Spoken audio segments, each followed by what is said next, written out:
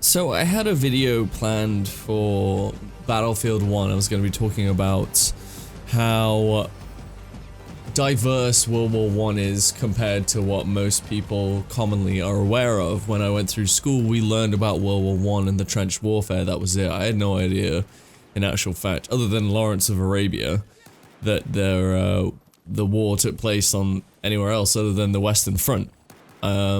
I didn't know anything about World War 1. I guess because it was partially in our curriculum at school. We heavily focused on World War 2, the Tudors, and Victorian times, also the Roman Empire, but that was more primary school level. Anyway, so when it comes to thinking about Battlefield 1, I often think about how monumental the previous installments were. Battlefield 1942, it was the first Battlefield.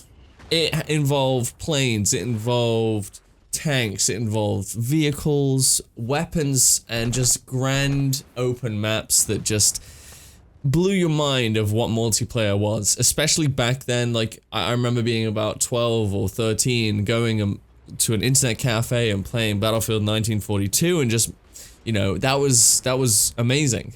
On top of that, we have Battlefield 2, which was the modern take of 1942. I believe it used a similar engine. I'm not actually sure right now if it used a similar engine or not, but the maps were equally amazing. The gameplay was fast-paced, and we had tanks, we had helicopters, we had planes, we had ships. I think that my favorite map was probably the islands, the Pacific Islands. I forget what it was called off the top of my head. This is literally, by the way, that I'm just vocalizing this as I wanted to do a thought process one rather than just script it. And the next installment that I really held on to personally was, Bad Company 2, and I played that as I explained in the previous video, how many times I played it, how many hours I put in, why. It was an amazing game. And that was a jump from Battlefield 2 to Battlefield Bad Company 2, sorry. And a jump in gameplay mechanics, a jump in visuals, in the sound, in everything, the fact that, you could play these games now. At that time, I just remember, this is it, it's like, this is like where I want games to go. And that was there was no other jump. But it was 1942 Battlefield 2, then it was Bad Company 2. I go to that one, I exclude Bad Company because I never played it. And Bad Company 2, obviously there was 1943, but that was on console only, I believe, and it used a similar Frostbite engine that was toned down for consoles. And then we had Battlefield 3, and Battlefield 3 was just, a new league. If you look at the differences between Battlefield Bad Company 2 and Battlefield 3, I mean, it's incredible how they did that.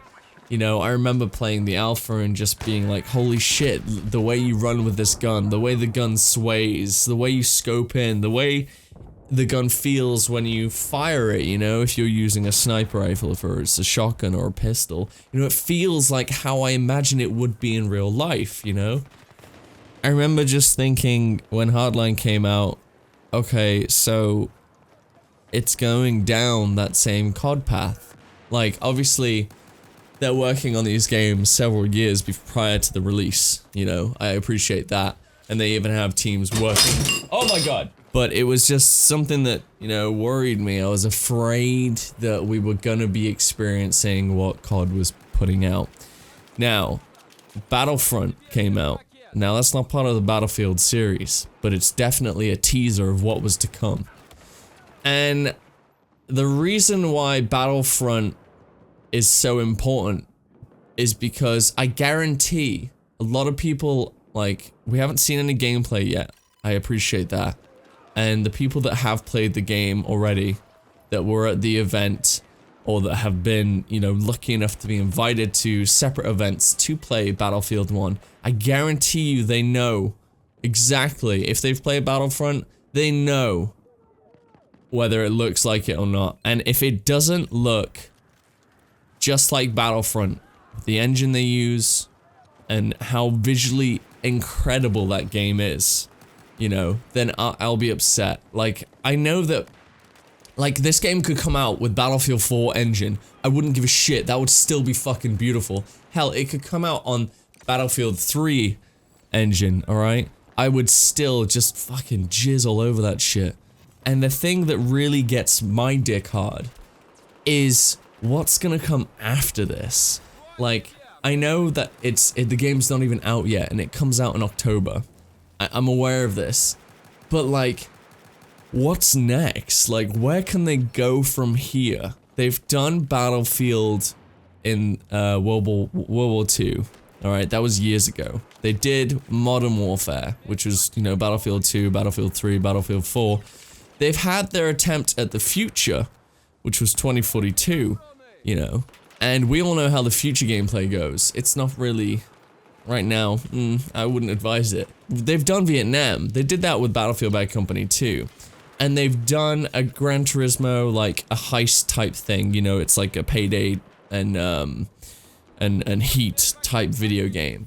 So they've basically they've tapped every market. I have no idea where they can go next. Whatever is next, it's either gonna be a massive flop, or it's gonna be something that is technologically advanced as well. VR has finally hit markets this year, and we haven't seen the tip of the iceberg yet for what's gonna come with video games when it comes to VR.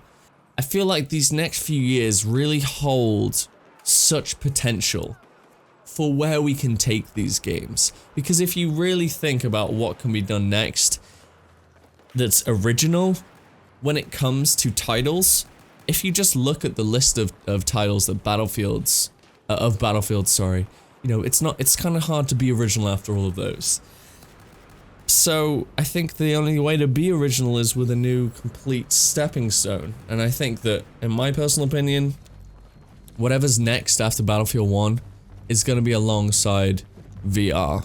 And it's gonna, hopefully, be fucking fantastic. Right, that's it for me.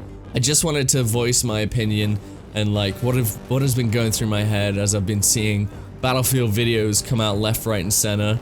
As I've been playing more Battlefield, as I've been thinking about Battlefield. I just wanted to express what I think the future holds after Battlefield 1. And I know it's really silly to be thinking about that as the game isn't even out yet, but still, why not? There's no reason why you shouldn't. So yeah, thanks for watching guys, I'll see you on the next one, take it easy.